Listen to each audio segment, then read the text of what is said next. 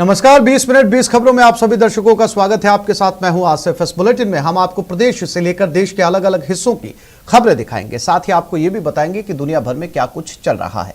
तो चलिए शुरू करते हैं 20 मिनट में 20 खबरों का सिलसिला। सबसे पहले खबर अपने प्रदेश राजस्थान की।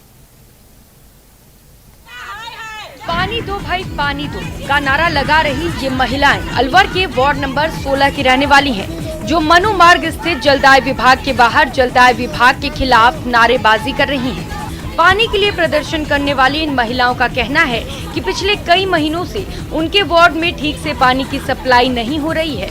पहले तो जलदाय विभाग के लोगों ने गर्मी का बहाना बनाया था, लेकिन गर्मी खत्म हो जाने के बाद भी पानी की समस्या जस की तस बरकरार है। इसी समस्या पर बात करने के लिए वो फिर एक बार मनु मार्ग स्थित जलदाय विभाग के दफ्तर पहुंची थी, लेकिन पूरा का पूरा विभाग खाली पड़ा था और उनकी बात सुनने के लिए ना तो कोई कर्मचारी और ना ही कोई अधिकारी वहां मौजूद था। ऐसे में उन्होंने जलदाय विभाग के खिलाफ नारेबाजी शुरू कर दी। एक दिन छोड़ के एक दिन पानी आएगा, पहले यूँ कहा कि संडे को नहीं आएगा, फिर भी हम डका रहे थे। धीरे धीरे वो बिल्कुल ही बंद होता जा रहा है और आता है कभी तो इतना गंदा आता है कि आप हाथ भी नहीं धो सकते। इन महिलाओं का कहना है कि अब तक वो दूसरे इलाके से पानी ढोती रहेंगी। अगर पानी की सप्लाई जल्द ही शुरू नहीं हुई तो फिर काशीराम चौराहों पर जाम लगेगा। जैसी मारामारी डीएपी खाद के लिए हो रही थी, वैसी ही मारामारी अब यूरिया खाद के लिए भी होने लगी है।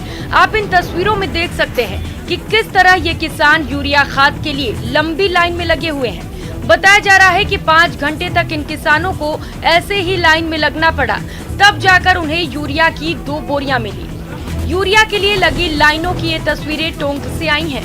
बताया जा रहा है कि टोंक के सवाई माधोपुर चौराहे के पास अधिकृत विक्रेता के यहाँ यूरिया आने की खबर जैसे ही किसानों को लगी, सैकड़ों की संख्या में वो यहाँ पर जमा हो गए। यहाँ किसानों की इस भीड़ को देखकर खाद विक्रेता के होश उड़ गए और फिर कृषि विभाग के अधिकारी को बुलाया गया। उसके बाद ये फैसला हुआ कि हर किसान को 2-2 बोरियां ही खाद वितरित की जाएंगी। किसानों को वही मकसद करनी पड़ रही है, सुबह ठंड में आना और फिर वही माइसों की लौटना, और अभी पूरी तरह खाद की पर्याप्त मात्रा में सप्लाई नहीं हो रही। इस वजह से प्रत्येक काश्तकार परेशान हो रहा है। दरअसल डिमांड के मुताबिक खाद की सप्लाई नहीं हो पा रही है, जिसकी वजह से किसानों को भारी परेशानी का सामना करना पड़ रहा है। जैसलमेर के पोखरण उप जिला अस्पताल के आसपास लगी लैब संचालकों के खिलाफ जैसलमेर सीएमएचओ डॉक्टर कुणाल साहू के नेतृत्व में आकस्मिक कार्रवाई करने से हड़कंप मच गया। सीएमएचओ ने यहां चल रहे लैब की जांच की और इस दौरान जिन जिन लैब के कागजात सही नहीं पाए गए, उन सभी को सील कर दिया गया। अवैध तरीके से चल रही इन लैब संचालकों को ताकीद दी गई है कि वो 7 दिनों के अंदर जरूरी लाइसेंस और दूसरे कागजात जमा कराएं, तभी वो अपना लैब खोल पाएंगे, नहीं तो उनके खिलाफ कार्रवाई की जाएगी। सीएमएचओ के साथ इस कार्रवाई के दौरान बीसीएमओ डॉक्टर लौंग मोहम्मद राजड़, चिकित्सा प्रभारी डॉक्टर अनिल गुप्ता भी मौजूद रहे। क्लिनिकल एस्टेब्लिशमेंट बिल के तहत हमने जो रजिस्ट्रेशन के बिना जो थी उन सभी को बंद करवाया और उनसे सभी से अपील की कि आप क्लिनिकल एस्टेब्लिशमेंट एक्ट है, इसके तहत अपना रजिस्ट्रेशन करवाएं, ताकि जो है ये लैब को सुचारू रूप से चला सके। जिस अंदाज में टाइगर जंगल में राज करता है, जिसे देखकर जंगल के जानवर सिहर उठते हैं, दहशत से भर जाते हैं, टाइगर का वही अंदाज हाईवे पर भी नजर आया। न इंसानों के पास आने का भय, न रास्ता भटक जाने का डर। ये बाघ इस बात से अच्छी तरह वाकिफ है कि इसका रास्ता काटने की हिम्मत किसी में नहीं। हाईवे पर टाइगर की मटर गश्ती की ये तस्वीरें सवाई माधोपुर से आई हैं। बताया जा रहा है कि रणथंभौर नेशनल पार्क से निकलकर ये बाघ टोंक चिरगांव हाईवे पर आ गया था और जब ये बोदल पुलिया के पास टहल रहा था, तभी इसे देखकर वहां आने जाने वाली गाड़ियों के पहिए थम गए। बाघ को यूं सामने देखकर सबके होश उड़ गए, गाड़ियों के इंजन बंद हो गए और पूरा माहौल शांत हो गया। इस दौरान किसी ने अपने मोबाइल से इस बाघ का वीडियो बना लिया। वही वीडियो आप इस वक्त टीवी स्क्रीन पर देख सकते हैं। वीडियो बनाने वाले और वहां मौजूद लोगों का कहना है कि ये बाघ करीब 20 मिनट तक हाईवे पर मटर गश्ती करता रहा और इस दौरान किसी ने भी रास्ता पार करने की कोशिश नहीं की। 20 मिनट चहलकदमी करने के बाद ये बाघ वापस जंगल की ओर निकल आया।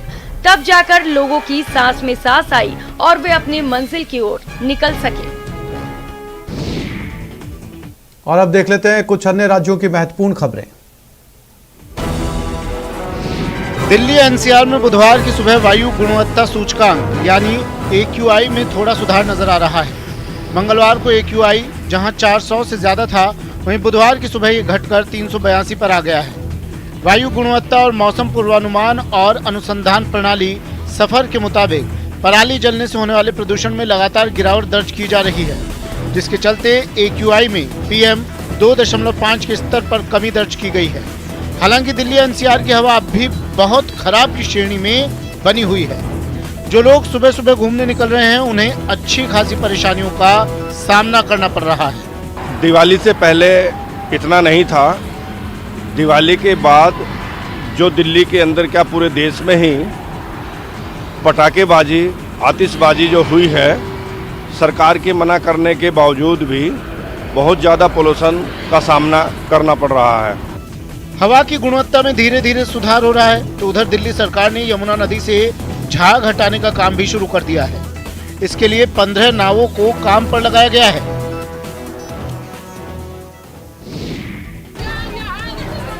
बिहार के सीतामढ़ी से चौंकाने वाली कुछ तस्वीरें सामने आई हैं।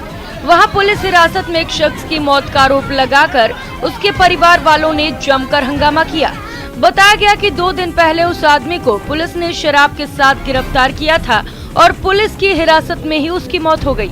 आरोप है कि पुलिस हिरासत में उसके साथ मारपीट की गई, जिससे उसकी मौत हो गई। इसी पर उस शख्स के घर वालों का गुस्सा भड़क गया और उन्होंने वहां के एक सरकारी अस्पताल में खूब हंगामा किया। उनकी वहां मौजूद पुलिस वालों से जमकर बहस भी हुई। इस अस्पताल में उस शख्स के शव को पोस्टमार्टम के लिए लाया गया था, जिसे लिपटकर उसके घर वाले फूट फूट कर रोने लगे। मौत के बाद बवाल खड़ा हुआ तो पुलिस भी हरकत में आ गई। सीतामढ़ी के एसपी ने भरोसा दिया कि उस थाने के प्रभारी समेत दूसरे पुलिस कर्मचारियों पर कार्रवाई की जाएगी। वहां से हंगामे की जो तस्वीरें सामने आई, उनमें मरने वाले शख्स के घर वाले गुस्से में अस्पताल के एक सुरक्षा कर्मी की राइफल भी छीनते नजर आए। शराब के नशे में हिरासत में लिए गए आदमी की मौत का मामला तूल पकड़ता जा रहा है।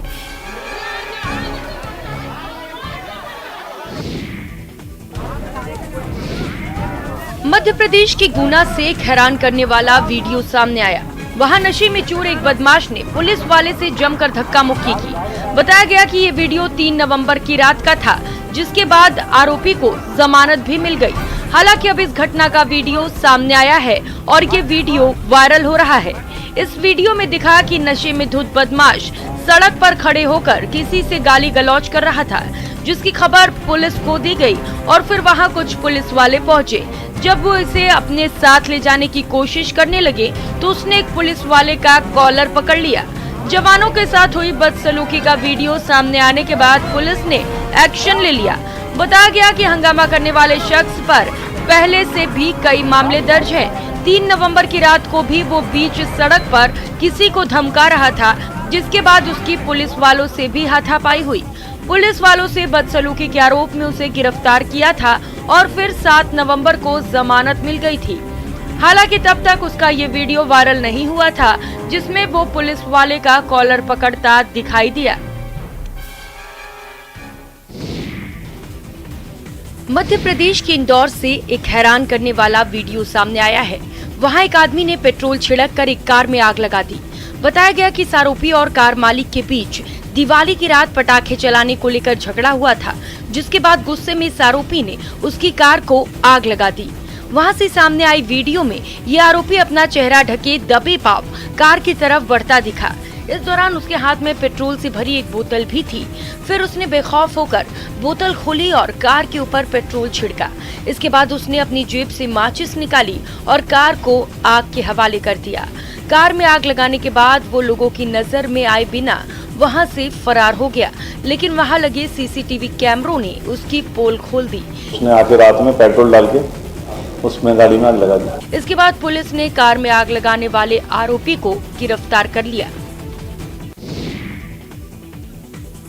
उत्तर प्रदेश के आगरा में लगने वाले जिस बटेश्वर पशु मेले की धूम रहा करती थी, जिस मेले में जानवरों की खरीद बिक्री के लिए देश भर से लोग आया करते थे, जहां घोड़ों और गधों की कीमत लाखों में तय होती थी, उस बटेश्वर पशु मेले की चमक फीकी पड़ गई है। दरअसल कोरोना की वजह से पहले तो बटेश्वर मेले के आयोजन को लेकर असमंजस की स्थिति बनी थी और फिर अचानक आनन फानन में इसका आयोजन कर लिया गया। ऐसे में यहाँ पशु बेचने के लिए तो लोग आ गए, लेकिन उन्हें खरीदने वालों की भारी कमी हो गई। सबसे ज्यादा हाल बेहाल तो घोड़े मालिकों का है, जिनके घोड़े खरीदने के लिए कोई इधर आ ही नहीं रहा। घोड़े हमारे 3 लाख 3.5 लाख तक के थे। कितने बिके अब तक? एक दिन अभी का दो बिके खाली। और इस साल मेला डाउन हुआ है, हर साल फायदा से बिका है माल, इस साल कम बिका है माल। बिक्री थोड़ी हुई है, बहुत कमी के हिसाब से। अगर गाय को आप सीधी साधी समझते हैं और सोचते हैं वो किसी पर हमला नहीं करती, कभी किसी पर गुस्सा नहीं होती, तो ये वीडियो आपकी सोच और समझ को झटका दे सकती है। चौंकाने और गाय को सीधी समझने की समझ को झटका देने वाला ये वीडियो हरियाणा के हिसार से सामने आया है। वहाँ एक लावारिस गाय ने बीच सड़क पर एक महिला को रौंद दिया। ये घटना उस वक्त हुई जब वो महिला अपने एक साथी के साथ कहीं जा रही थी। तभी पीछे से आई एक गाय ने उसे सींग मारकर जमीन पर गिरा दिया। इसके बाद गाय अपने सींग और पैरों से जमीन पर गिरी उस महिला को रौंदती दिखी। एक आदमी उस महिला की मदद के लिए दौड़ा, लेकिन गाय टस से मस नहीं हुई। इतना ही नहीं, मदद के लिए आगे आए लोगों को भी उस गाय ने अपना निशाना बनाने की कोशिश की। बाद में लोगों ने डंडों की मदद से गाय को वहां से खदेड़ा, जिसके बाद जमीन पर गिरी घायल महिला वहां से उठकर चली गई।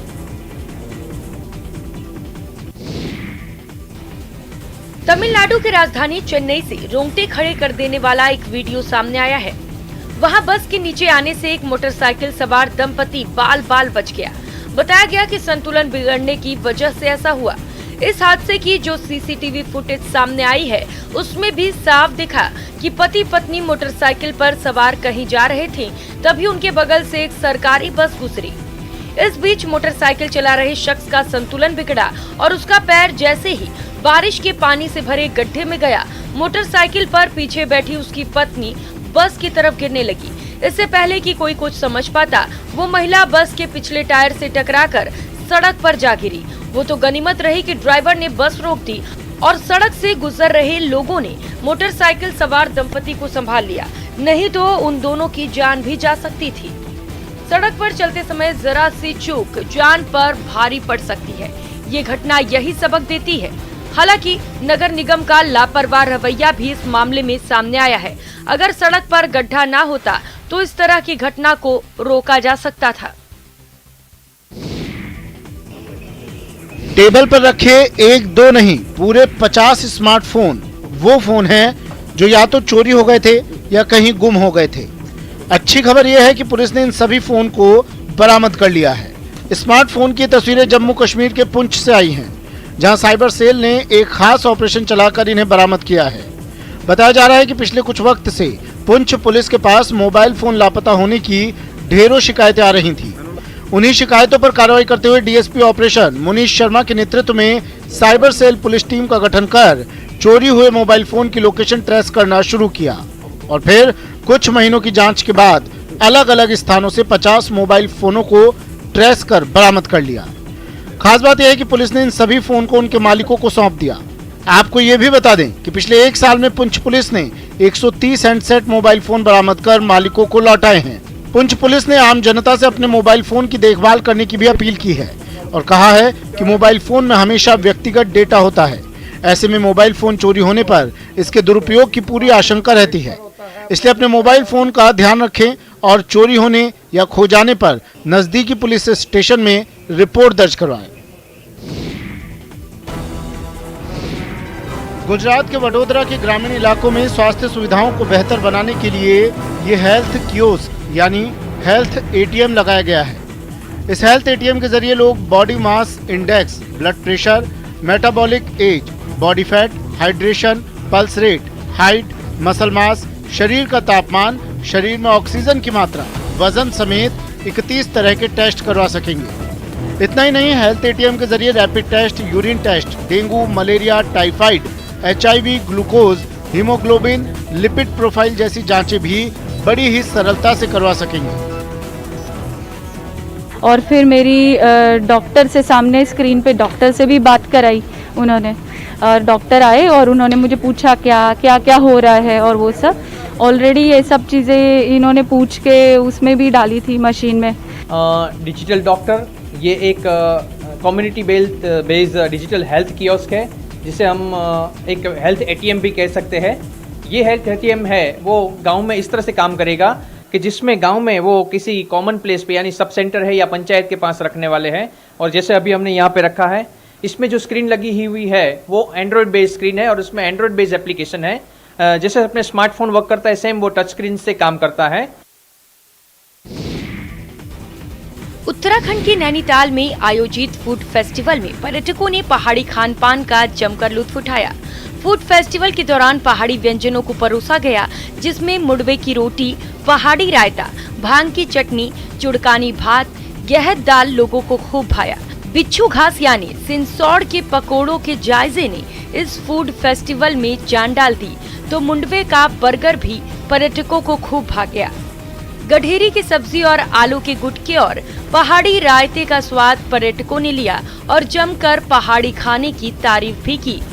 We are part of this food festival and हमने काफ़ी व्यंजन यहाँ चखा and it's very different and जो बॉम्बे में ऑब्वियसली हमें मिलता नहीं है ये अपॉर्चुनिटी। हाँ, मतलब ये अलग ही लग रही है। मतलब हमारी बच्ची ने भी दोबारा लिया, हालांकि ये दोबारा लेती नहीं है कोई भी खाना। उत्तराखंड के स्थापना दिवस के मौके पर पर्यटकों के लिए फूड फेस्टिवल का आयोजन किया गया था। इस फूड फेस्टिवल में कई होटल कारोबारियों ने भाग लिया और पहाड़ के लजीज व्यंजनों का स्वाद भी दिल खोलकर तैयार किया गया। 1.5 साल के अंतराल के बाद भारत नेपाल मैत्री बस सेवा फिर से शुरू कर दी गई है। ये मैत्री बस सेवा सिलीगुड़ी से रवाना होकर कक्कड़विट्टा पानी टंकी होते हुए काठमांडू पहुंचेगी। लंबे अंतराल के बाद काठमांडू में एक निजी परिवहन कंपनी ने काठमांडू कक्कड़विट्टा सिलीगुड़ी मार्ग पर 45 सीटों वाली वातानुकूलित डीलक्स बस सेवा फिर से शुरू कर दी है। ये बस सप्ताह में 3 दिन चलेगी। ये दोपहर 3 बजे सिलीगुड़ी से रवाना होगी और अगले दिन लगभग 11 बजे कक्कड़विट्टा पानी टंकी यानी भारत नेपाल सीमा से होते हुए काठमांडू पहुंचेगी। इस बस सेवा के शुरू होने से नेपाल से भारत आने वाले और भारत से नेपाल जाने वाले यात्री काफी खुश हैं। आज तो सबसे बड़ा बात है, बहुत ही खुशी का दिन है सिलीगुड़ी इंडिया के लिए भी और नेपाल काठमांडू के लिए भी, क्योंकि ये बस अभी मोटा मोटी 1.5 साल बाद, इतना अतिमारी का बाद हम लोग 1.5 साल बाद इनको फिर नया करके रिज्यूम हुआ है। इस बस में दी जा रही सुविधाओं की बात करें तो इसमें वाईफाई की सुविधा है और इंडियन करेंसी में इसका किराया 1500 रुपए रखा गया है। गोवा में चल रहे गोवा मैरीटाइम कॉन्क्लेव का समापन हो गया है। इस कॉन्क्लेव का आयोजन हिंद महासागर क्षेत्र में गैर पारंपरिक खतरों और अन्य मुद्दों पर चर्चा करने के लिए आयोजित किया गया था। इस कॉन्क्लेव में भारत के साथ साथ हिंद महासागर क्षेत्र के 12 देश, जिसमें Bangladesh, Comoros, Indonesia, Madagascar, Malaysia, Maldives, Mauritius, Myanmar, Seychelles, Singapore, Sri Lanka और थाईलैंड के नौसेना प्रमुख शामिल हुए। इस सम्मेलन के दौरान हिस्सा लेने वाले देशों के प्रतिनिधियों को भारतीय नौसेना के मेक इन इंडिया कार्यक्रम से रूबरू करवाया गया। साथ ही साथ यहां आए प्रतिनिधियों को भारतीय नौसेना के डीप सबमर्जेंस रेस्क्यू वेसल यानी डीएसआरवी की क्षमताओं के बारे में जानकारी दी गई। आपको बता दें कि भारतीय नौसेना दुनिया की उन चुनिंदा नौसेनाओं में शामिल है जो समंदर के नीचे 750 मीटर तक किसी सबमरीन के दुर्घटना होने की स्थिति में इस डीएसआरवी का उपयोग कर सकती है। इस कॉन्क्लेव का आयोजन 3 सत्रों में किया गया, जिसमें पहले सत्र में गैर पारंपरिक खतरों का मुकाबला करने के लिए सामूहिक समुद्री क्षमताएं विकसित करना था। इस मिनट 20 खबरों में अब बात कर लेते हैं इंटरनेशनल खबरों की। न्यूजीलैंड की राजधानी वेलिंगटन से चौंकाने वाली तस्वीर सामने आई। वहां कोरोना की वजह से दोबारा लगाए गए लॉकडाउन और अनिवार्य वैक्सीन के फैसले के खिलाफ लोग सड़कों पर उतर आए और उसके लिए वे वेलिंगटन के रास्तों पर अपनी मोटरसाइकिल लेकर पहुंचे। कुछ देर में ही पूरी की पूरी सड़क महंगी मोटरसाइकिलों से भर गई। इनमें से कुछ लोगों के हाथों में बैनर और पोस्टर भी दिखाई दिए, जिनमें लॉकडाउन खत्म करने की मांग की गई। रैली में मौजूद लोगों ने आजादी के नारे भी लगाए।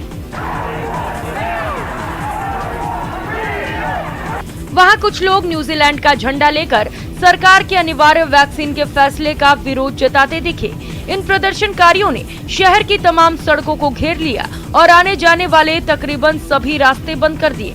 नारेबाजी कर रहे लोगों ने आरोप लगाया कि सरकार ने वैक्सीन लगवाने को अनिवार्य करने के साथ ही न्यूजीलैंड के कई शहरों को लॉकडाउन कर दिया, जिसकी वजह से उन्हें काफी तकलीफों का सामना करना पड़ा।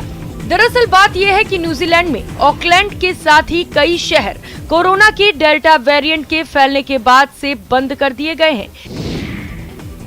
दक्षिण अमेरिकी देश बोलिविया में राष्ट्रपति लुइस आर्से के कार्यकाल का 1 साल पूरा होने पर कई शहरों में जनता सड़क पर उतर आई। इतना ही नहीं, वहां की ट्रांसपोर्ट और रिटेल यूनियनें तो हड़ताल पर भी चली गई। असल में लुइस आर्से की लेफ्ट सरकार ने गैर कानूनी तरीके से जुटाए गए पैसे पर लगाम कसने के लिए कानून पास किया है, लेकिन लोगों का आरोप है कि कानून के बहाने सरकार को बिना कोर्ट के ऑर्डर के उनकी संपत्ति की जांच करने की ताकत मिल जाएगी और सरकार उनकी संपत्ति पर डाका डाल देगी। इसलिए इस कानून को रद्द कराने के लिए राजधानी ला पास में यूनियन